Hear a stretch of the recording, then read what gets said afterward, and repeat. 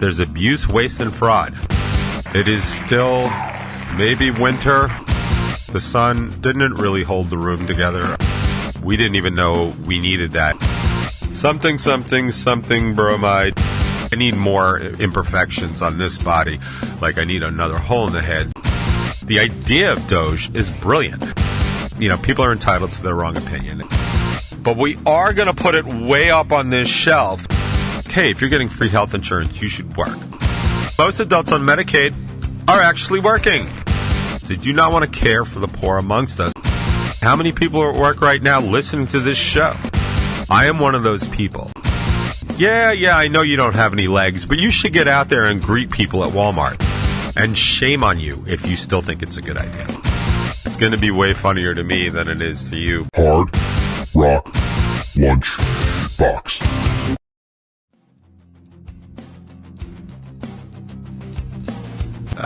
Greetings and salutations, one and all listeners of the Hard Rock Lunchbox. Of course, if you're watching this on Strangerhood TV on YouTube, welcome to the top 20. It is still maybe winter, early spring. It is actually May 29th, 2025, which I have to tell you, I am getting tired of talking about the weather, but since it is probably one of the bigger factors going on in my existence right now, let's just start with what the actual F is going on. It is cold, it is wet, it is miserable, it is just bananas bad, and I do not like it. I do not care for it. I just, I need some sun and some warmth, I think, to finally kick this out. And not to mention, like, the sun didn't really hold the room together. I mean, it's bananas.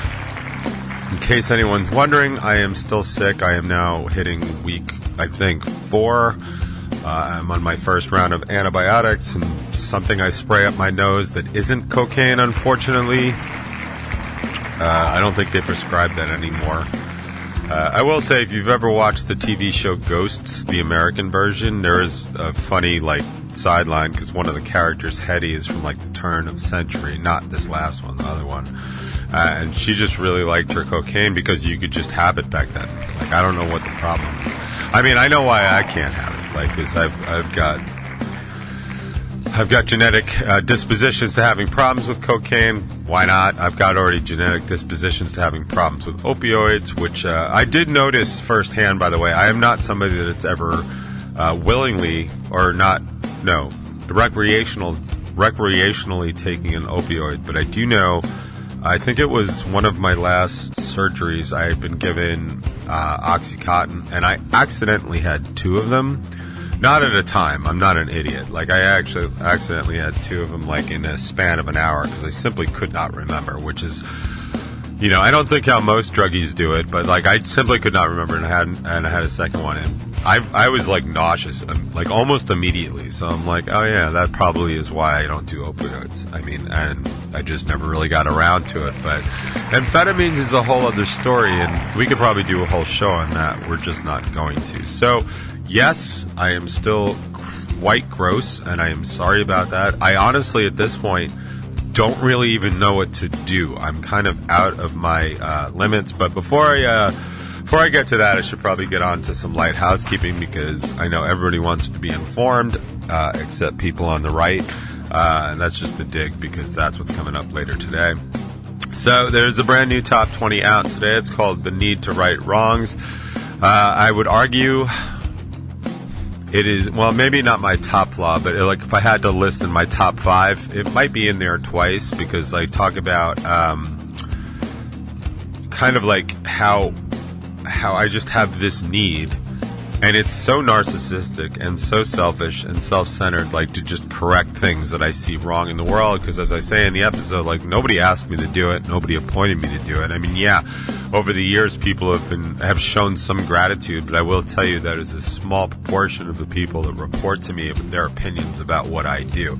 Because if you just ask the average person or the average listener, they will tell you what a complete ass I am for taking it upon myself to explain things, but that's too bad. It's my show. That's what I'm going to keep doing.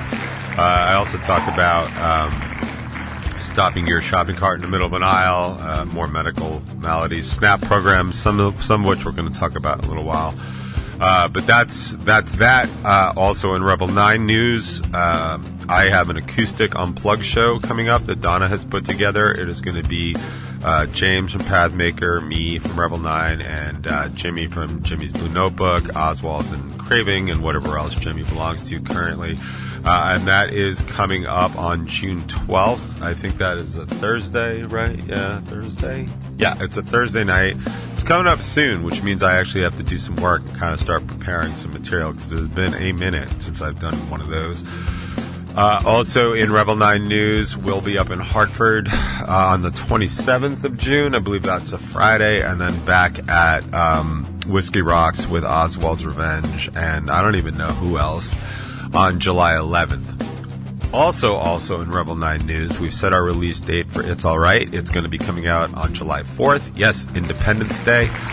That was actually a calculated decision. I was planning on putting it out the week before because I tend to avoid holidays, but I actually talked to the dude that helps us with playlisting, and he's like, you know what? You guys might actually be perfect for this sort of thing. It's a Friday, it's a holiday weekend, barbecues outside.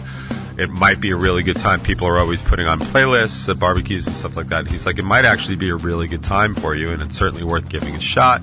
And if it doesn't work, we can really push it hard the following week. So that's the plan. So July 4th, It's Alright, it's coming out.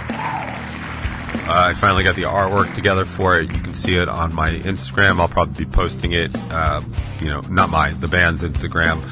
I'll probably be posting it more and more often. You can feel free to comment on it. It's Alright, we have not played live since we started recording it, so about over a year, but we used to play it a bunch so people might know it, or people should at least remember it. It's a good song. We've done a lot of work on it over the years and made some changes. I've described it as probably one of our more Foo Fighter-ish type songs. But it is very dark content, and that tends not to be what they do. If this puts it into any perspective for local listeners, when I first wrote the song, there was an actual consideration that either I should get James from Pathmaker to sing it, or I should just give the song to Pathmaker. Since Kaz and I actually split the writing on it, it wasn't just purely my decision, but the band seemed to really like the song, so we kept it in-house. And of course, I'm just singing on it. I will tell you this, and I'll probably talk about this more as we get closer to the release. I would argue it is one of the sweetest and prettiest bridges I have ever put together, I have ever written, I have ever performed, and even when Dave Caggiano and I were putting together all the vocal tracks for the bridge, we just kept adding stuff to the point where when we were done, it's like both of us were like, we didn't even know we needed that in this song. So that was awesome. Plus, it's like several vocal tracks, probably like 7 or 8. There's like 6 or 7 guitar melodies in there. It's a lot. There's a lot going on, and I was actually really impressed he was able to get it all in there. So I'm excited for people to hear that. If I could just clip that part and put that out or play that, I probably would, because I like the song, like it's a good song and stuff like that, but I am really proud of that bridge, so I'm excited to hear what everybody thinks about that. I would imagine we'll be playing it here on the box the day before, so if you're around on July 3rd, then you'll probably get a sneak preview. But that's about it for Rebel 9 news. Although, in just a slightly funny story, like in addition to, I could do a whole segment on text Noodle sends me, which is great. So we have a new song that we're working on. I'm hoping to be able to play it at the July 11th show. It's called Underneath. And there's a line in it that, it's more of a call and answer. It's like, the line is, I can barely breathe. And since I've been sick and still going to rehearsal, I end up blowing out my voice a lot, which is not surprising considering just how sick I am. But it is one of the problems that I'm having with this, they suspect bronchitis. I'll get into that too. Is that I just cannot simply get enough air into my lungs. So there's a lot of vocal stuff that goes on in that song. And so I say the line, I can barely breathe, not as high as I do or not as forceful. And Noodle actually texts me. He's like, hey, is the line I can barely breathe in part of the song, or are you just saying that you can barely breathe? Which I thought was really, really funny to me. And Again, much like the last series of texts Noodles sent me, it's going to be way funnier to me than it is to you, but that's okay. I find it funny. But I thought it was very considerate. Like especially because it came the day after and not at rehearsal. Like, hey, man, can you barely breathe? It was like later. Hey, when you said that before you died from not being able to breathe, were you saying you could barely breathe? Because I feel like I got to be careful, because if I'm in the middle of a song and I'm like, I think I'm having a heart attack, like now Noodles' first guess is going to be like, well, that's a really cool line in this song, and not actually call anybody. So I'm going to probably have to just pass out and turn blue or whatever else happens at that point. So I'm not looking forward to that. Like, I really don't want that to happen. It's not on my goals list. So, but that's about it for Bacon is My Podcast. Is doing some stuff. I'm running out of steam to even read it, but I assure you Bacon's My Podcast is doing some stuff. So check that out if you will. Now, I was going to first of all, I was just going to I actually was considering just not doing the show at all, because I feel terrible. But I onboarded I still don't even know what that spray is. I really should look it up. I used to be much better at checking out what my stuff is. In fact, I could probably just get it. Hang on one second. It is,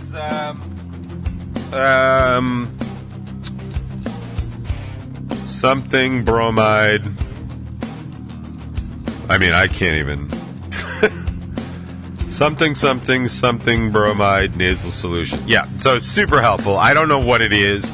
I know that I used to get some knockoff Flonase from my one doctor, and I liked it because it smelled like lilacs, and that was nice. But this is not that. I don't know what this does. It's supposed to actually protect my lungs. It's not doing a very good job, so I'm going to have to deal with that. But I was considering not even just doing the show, honestly, because I feel like I'm so gross. But I do know that even when I do the worst shows here, which is often, at least, the music is usually good and people tend to enjoy that, as do I. I like the breaks. So here we are, right? So I was going to not do the show, and then I decided to do the show, and now I was considering just dropping this short, but I've also already talked for about 12 minutes, so much for doing it short. But I did want to talk about my telemed appointment, which I thought was very funny. First of all, the sweetest, by far, telemedicine person I have ever spoken to in my life. Now, and it was a woman. She was based in America, so English was, she spoke English, which is great. And I'm not knocking it. I usually get a lot of Indian or Pakistani doctors because I think there's just a lot of them. And I do remember when I had shingles, which, by the way, would not recommend, because I didn't know that I could even get shingles, because I bought into that big lie. Anybody listening back then will remember, because I had chickenpox, and my mom had brought me to a chickenpox party when I was a kid. That's when somebody in the neighborhood has chickenpox, so everybody brings their kids there so they get exposed to it, so you don't need the vaccine. So I had done that. Parenting 101, I guess, from back then, I again would not recommend, but I thought that prevented you from getting shingles. It doesn't. So if you've had chickenpox and you're like, I can't get shingles, believe me, you can. It also hurts like a bitch. But so when I did the telemedicine for that, I actually had to lift up my shirt, because it's on video. I lifted up my shirt for all of 2 seconds, and I had this huge rat that is now a huge, not huge, but it's a very spaced out scar, which is not cool at all. I need more imperfections on this body. I need another hole in the head. So that was fun. But that was a very quick thing, and that had always been my bar. This lady, she was so nice. First of all, she started with oh, how you feeling today, sweetie? Which is just so nice to hear. It is so nice to hear somebody just be nice to me that I don't know. And just even somebody be nice to me that I do know. It is so... whatever the opposite of off-putting is, I guess it's on-putting. It was just so nice to hear that. But the best part was I said hello, but I was so congested, I ended up coughing my way through the word hello, and she immediately started writing down. And she was like, oh, yeah. And I was like, wow, that is some advanced diagnostics going on right there. So she's like, been about like 3 weeks. And I was like, yeah, I don't actually have allergies, but I'm having trouble with the particulates in the air, and I'm feeling it in my chest a little bit. And she's like, yeah, you probably just have it, and you've been sick long enough that you just set up the perfect situation for a bacterial infection. So antibiotics and this magic spray and stuff like that. Now, it could be a touch of bronchitis, but most bronchitis is viral, which means it just has to run its course. But if it happens to be bacterial, because it is, seeped in from the rest of my absolutely disgusting sinuses, then it could be bacterial. So antibiotics should clear that up. I will say I'm towards the end of this run. Nope.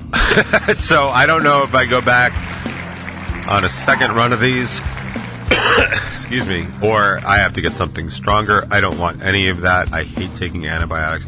They really just mess up my system. They're not fun. It's not funny. It's not fun at all. So, but yes. So my point was, I don't even know what to really do next. I suppose tomorrow, if I'm still just as sick as I am today, I'll re-up on my telemedicine, and I'll just, tell her, like, this is where I'm at. Maybe she'll increase it. Maybe it'll be a double round. But I wasn't super worried about being, sick, because it does sort of happen, especially at this time of year and when the weather is really bad. But it's really stretching on a lot. And I now have shows coming up. Like, I can't perform like this. Like, I could probably squeeze out an acoustic performance, and I would get by on the sympathy vote of everybody listening, because it's very clear that I'm sick.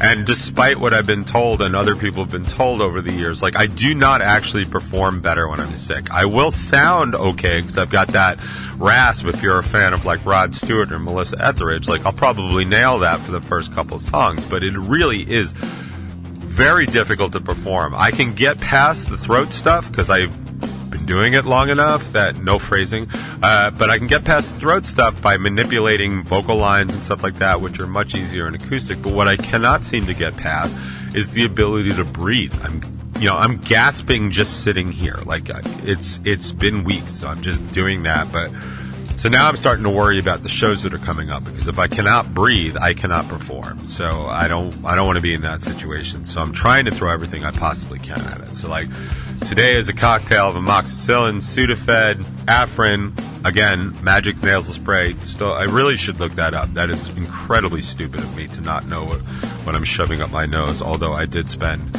plenty of time doing that in my youth. So I was coming here to talk about functional depression, because I'm seeing a rise of it, not only in myself, but in people that I know, and I feel like it's a good place in this show to talk to people about it, especially explain things that are going on, because I've always found that the moment I experience somebody else going through something else that I'm experiencing, I instantly feel better. There's a lot of camaraderie there. But also, whenever you're going through any sort of malady, be it mental, physical, physiological, like, when things are happening and you don't quite understand what they're happening in your body, like, as soon as you get some sort of affirmation that somebody else has gone through this too, at least you're not that.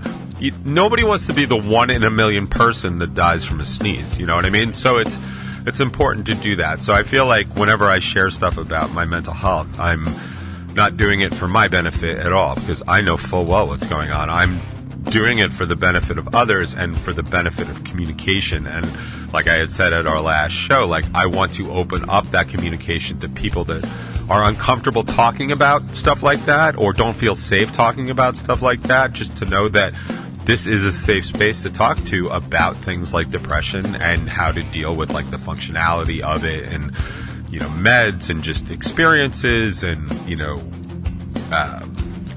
there's a lot to functional depression too, that, like, people won't necessarily put those things together. Well, I've been doing it long enough that I've put a lot of things together. Make no mistake, I do not know everything about it. I am not a trained clinician. I just have life experiences. So when people are talking to me about how, they just can't seem to get moving, or they just don't want to do anything, well, it's like, first of all, you got the weather that's really a depressant, for sure. And then lack of motivation is just like a clear sign of most functional depressions. Like, yeah, you can do the bare minimum so you can function. I will say I've had some serious depressive episodes where I could not do even the bare minimum. But once you are doing the bare minimum, people are like, cool, he's fine. And that's not always the case. So I was going to talk about that, but I feel like I would just bum everybody out. So I figured I would do something way more enlightening. And let's talk about Medicaid cuts and the big, beautiful bill that's coming out that just passed Congress by one vote. Because I did hop up on Facebook today, because I've been avoiding Facebook like the goddamn plague. If you've been messaging me on there, I will get to your messages eventually, but like I just am in no position to take on some of the nonsense that's going on. But the very first thing I see, like, is I log in and I see my first thread, and I guess your eyes just automatically start reading. Actually, I know that. It's called the Stroop effect in psychology. If you want to look that up, it's a super fun experiment. Stroop, S-T-R-O-O-P. Your eyes just automatically start reading. So the first thing I read, I hopped on, so I was going to change my my cover photo to the Hard Rock Lunchbox photo, and I realized I hadn't even changed it since last week, so I did not do that. And that's how much of a failure I'm doing at promoting this show. But the very first thing I saw was a picture of Trump. A friend of mine that's a hella big Trump supporter, and he was talking about, like, there are no cuts to Medicaid. All he's trying to do is, like, combat waste, abuse, and fraud and stuff like that. That is a big argument on the right, and I'm here to tell you, as a unelected representative of the left, nobody wants waste, abuse, or fraud in any public system. We are all paying into it. None of us want that. It is the question of how we deal with that is where our ideologies tend to split up. I am a huge believer in oversight and regulation. I am a huge believer in that because that is what they do in corporate America, right? If they're having waste, what do? Everybody's seen Office Space. They bring in efficiency experts, right? The Bobs or whoever, right? And they review what everybody does, and they review expenses and stuff like that, and then they suggest cuts. In a very funny way, it's exactly what Doge was doing, and Doge honestly would be very good at it if Elon Musk hadn't had an axe to grind with certain things. Like, what they did was not government efficiency. What they did was get regulation out of the way so he could return to his kingdom and do whatever he wants. The idea of Doge is brilliant, and that's why people were big into it. Unfortunately, most of its big supporters are just such idiots that they honestly believe that Elon Musk had their best interest at heart. He didn't. He's also made like $170 million or whatever since endorsing the Trump campaign. I mean, like, it's like if you just look at the money and nothing else, like, it becomes very obvious, but people on the right don't want to hear that. People think he's a saint, a savior. He's not, but, people are entitled to their wrong opinion, and they seem to express it all the time. So that's what I saw right off the bat. And I just thought I would just take a second and just explain to people that didn't decide, that don't feel like digging into it. I will say I am not on Medicaid. I am not on Medicare. I was on the Affordable Care Act insurance for a while when I did not have insurance through my business, through my company, as were millions of Americans, because you were not able to get insurance on your own at any sort of price that you could afford before the ACA kicked in, or Obamacare, depending on what you want to call it. It's the Affordable Care Act, and it did exactly what it said. It made it possible to get very basic insurance through the exchange system in your state, and then you could have that. Before that, the only insurance I could get was called catastrophic insurance, which means that basically if I ended up in the hospital for a month, they wouldn't take my house, my car, my job, and all that other stuff. It would kick in after like $5,000 or whatever, money I didn't have, and then would start paying those bills. And it still cost, a good amount of money until I started getting subsidies for it because I wasn't making enough, blah, blah, blah, blah, blah, blah. So, truth be told, I'm not on Medicare or Medicaid. I know people that are on both of those things, and I understand why it's a very, important social program. But I just want to focus specifically on Medicaid, not Social Security, not Medicare, specifically on Medicaid. So I'm going to just read you some information about Medicaid, and I'm going to read you some information about what these cuts that are in the big, beautiful bill, and they will tell you they are not cuts. And directly speaking, they are not. What they are is they are new requirements that become more hurdles with the projected goal of kicking people off Medicaid because they will not meet these requirements, right? So they're not calling it a cut, but let's say you made somebody a peanut butter and jelly sandwich, and if you were just going to give that to them, that would be what Medicaid was or is right now. Somebody's hungry, you make them a peanut butter and jelly sandwich, here you go. what the Republicans are doing, like, no, we're not taking away the peanut butter and jelly sandwich from people that are hungry, but we are going to put it way up on this shelf so all the short people I know, like, they won't be able to get that sandwich. That's literally what it is. It's a perfect analogy for what they're doing. They're making it almost impossible to get to, okay? So here's basically what you need to know. So right now, if you qualify for Medicaid, the government health insurance program for low-income people, based on your earnings, assets, and circumstances, you can receive health coverage through the program, no questions asked, right? You have to qualify. You have to make a certain, you have to be making under a certain amount, or you have to have some sort of disability. Those are your circumstances that prevent you from making a certain amount. Lots of other stuff. Think about everybody that's like mentally challenged or mentally disabled and can't work. Think about people that are on active chemotherapy, right? Like anybody that's ever known anybody like in treatment care, like they can't even move for a couple of days after chemotherapy. When my dad was going through it, like I knew there were just going to be this stretch of days that he could not function at all. He could not even take a phone call, could barely speak, right? So those are people that need care, right? Because they cannot exist without that care. Not to mention they couldn't afford those treatments if they didn't have the health insurance anyway. But so with this new change, they're just, like I said, they're trying to institute all these work requirements. They are raising some stuff. So they are like raising like the age at which you still have to be working. I do not have that stat here, but I believe it was they're raising the age from 55 to 62 where you still have to keep working. You can fact check me on that one. I do not know that for sure. I just know that they're looking to raise the age. So the Congressional Budget Office estimates that 10.3 million people will lose their Medicaid coverage by 2034 under the GOP bill, about half of them due to work requirement provisions. Other losses would result from a number of smaller provisions, according to the estimate. These include things like more frequent and stringent eligibility checks that also require people to jump through more hoops to keep their benefits, and outside projections are even higher. Some of them are as high as 14.4 million people. But here's the thing. So the work requirements, while it sounds like a good idea, like, hey, if you're getting free health insurance, you should work. There's an argument to that. But what are those exceptions and exemptions? And also, does it help? Does it matter? Does it make a difference? Well, work requirements will cause a lot of harm without actually doing any good. For most of the program's history, adults who were not disabled and did not have kids were not eligible in most states. But in 2010, the Affordable Care Act changed that, extending ability to anyone whose income was 133% of the federal poverty level. That's $20,000 a year for an individual. I don't know what you all make, but imagine making $20,000 a year. Or in this case, it's $20,800. So imagine making $20,801 a year and now having to pay for your own health insurance. Just imagine that. Last time I was paying insurance like that, I mean, my insurance last year cost me $18,000, and I get it through my employer. So just think about that for a second. $20,801 a year, and you have to pay for your own health insurance, right? Okay, so that's just ridiculous. And that expansion actually only added 20 million people to the program. That's not a lot of people. And here's another statistic. Most people on Medicaid are seniors, people with disabilities, and children. In fact, 10% are seniors.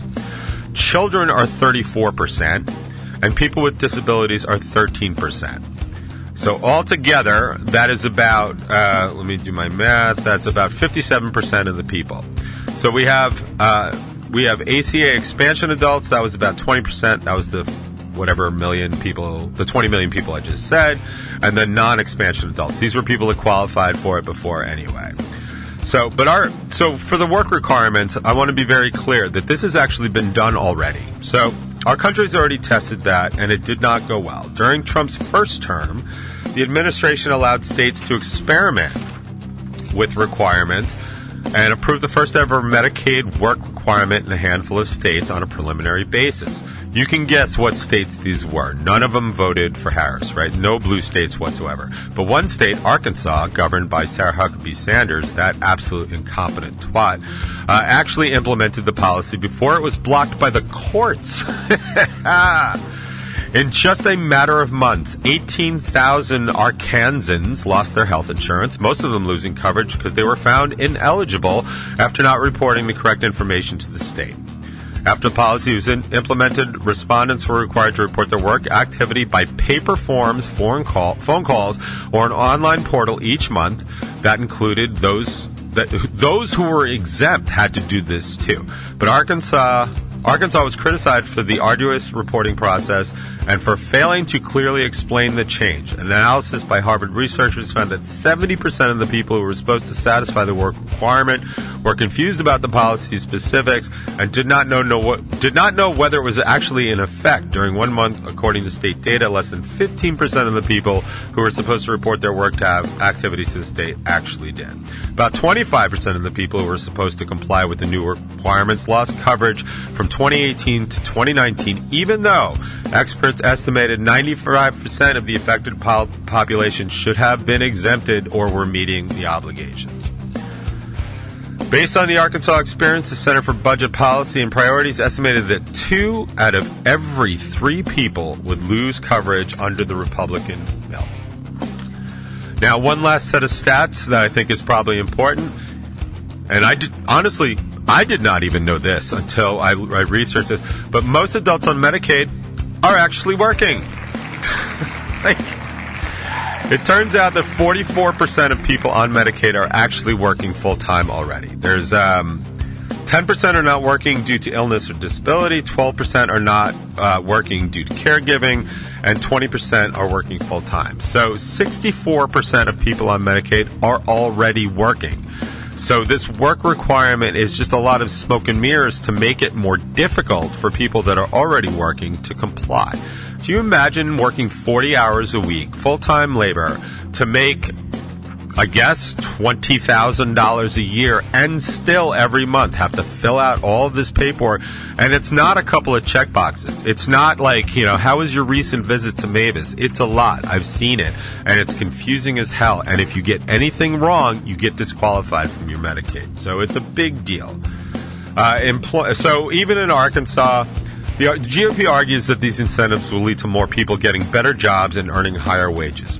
That's probably not true for anybody that's already on Medicaid. I think they probably would have wanted to,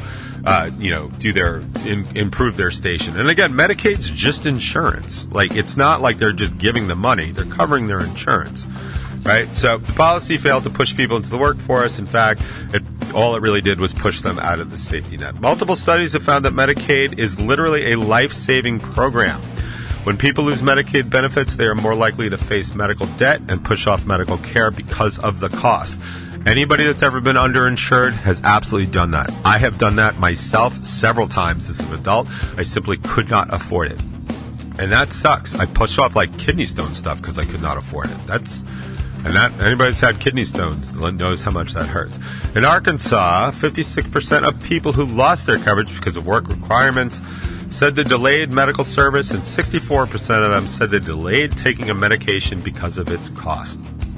That's the new world in the Republican bill would create, one in which failing to turn in the right paperwork could mean you can no longer afford your blood pressure or diabetes drugs. Now, there's a lot more I could say about it, especially people like pregnant people that have to go on Medicaid because they can no longer work, postpartum pregnant women that can no longer work because they have to take care of infants because childcare is so expensive. Like, you're going to be forcing people with infants to go back to work and then pay for childcare. Like, not everybody has an extended family they can trust their 3-week-old with, and that's a big deal. Like, that's a big consideration. Those are the people that are going to be kicked off this thing. Now, yes, the Senate has already opposed a lot of these things, but a lot of the hardliners in the House said they won't vote for anything with more Medicaid ability. They want, in fact, a lot of Republicans, I was watching on the news just the other night, they want even more cuts to this thing. They do not want to pay for anybody's health insurance. They do not want to care for the poor amongst us. They think, and I've heard them say, everybody should just go out and work harder. Well, I've got news for you. Not everybody else can go out and just work harder or get a better paying job. Their school systems that you were supposed to fund have been failing them. They don't have technical trades. They don't have the intellect. They don't always have the opportunities. And sometimes they have life circumstances that keep them from doing it. Maybe they have an elder parent. Maybe they have a disabled sibling. Maybe they have a young child with special needs. These are all reasons that people cannot work and should still be cared for in an insurance situation. Now, I'm not talking about welfare and all that other stuff. I'm talking about actual health care so people don't die. And most Republicans, most hardline Republicans, don't want to do that anymore. They don't want to pay for people to do that. And yet, everybody that seems to be on it thinks it's a life-saving sort of thing. And again, just to circle back to my original point, yes, there's abuse, waste, and fraud. There's abuse, waste, and fraud in every single system I've ever come across.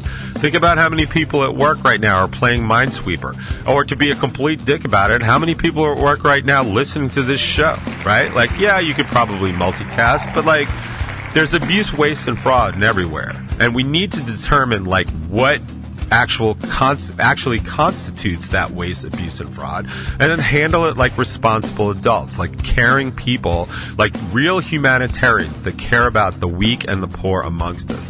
I am one of those people. I say investigate everything that looks fishy and then find out for sure. Somebody's doing it fraudulently, you're out for Medicaid. You're out for 5 years, let's say. I don't know, but we could do that instead of actually be like, hey man, you're lazy. Yeah, I know you don't have any legs, but you should get out there and greet people at Walmart. I think it's offensive, and I think it's ridiculous. And I think that more people understand that we're not cutting just people that are wasting and abusing and defrauding the system. We're actually hurting real people that need it. And I feel like if you are any sort of decent humanitarian and you are for these Medicaid cuts and for these work requirements, I think you need to take a real hard look at what they mean and who they're going to impact. And shame on you if you still think it's a good idea. I need one of those, like, nasal cannula. Like, they always put them on in the pit. It's like the first thing you get. You just show up, you get free oxygen. Now, I wonder if they're going to cut free oxygen, because I'm hearing that's getting pretty expensive. But anyway, I'm going to carry on. I'm going to go take a whole lot of deep breaths. And I feel like the best way to do this, because I did mention the short people that can't read their peanut butter and jelly sandwich. And to be perfectly honest, I don't know if Annie likes peanut butter and jelly sandwiches. But if she did, in my example, she would definitely need a helping hand. But that's how we're going to start the box off today, because why not?